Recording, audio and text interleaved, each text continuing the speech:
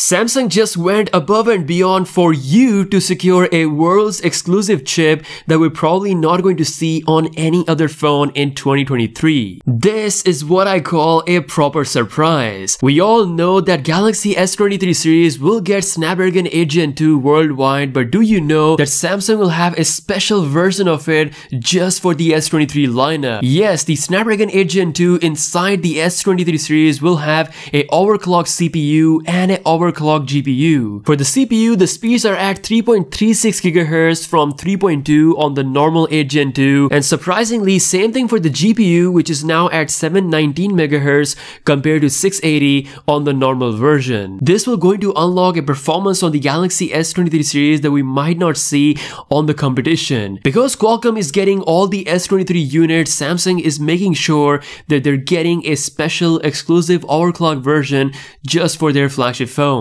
It's already been confirmed that the 8 Gen 2 will have the best gaming performance, in fact beating the likes of iPhone 14 Pro Max, which is the current champion. Samsung fans, you deserve this. You've been waiting for years, and now Samsung and Qualcomm are finally delivering. Also in the news, One UI 6.0 based on Android 14. Guys, we have an exciting news. Apparently Samsung will continue to work closely with Google in order to release even faster software updates next year in 2023, meaning Galaxy S23 series will get Android 14 based on One UI 6.0 faster than the One UI 5.0 we got on the Galaxy S22 lineup. This also means that we're going to get faster updates across the board for Samsung mid-range phones as well as Samsung's foldable phones. Also in the news, the Galaxy S23 series fingerprint scanner is confirmed, and it's apparently going to be similar to how it is on the Galaxy S22 series. Yes, according to the leaked screen protectors of the Galaxy S23 series, we can see that the cutout for the fingerprint scanner has the same size as the S22 lineup, meaning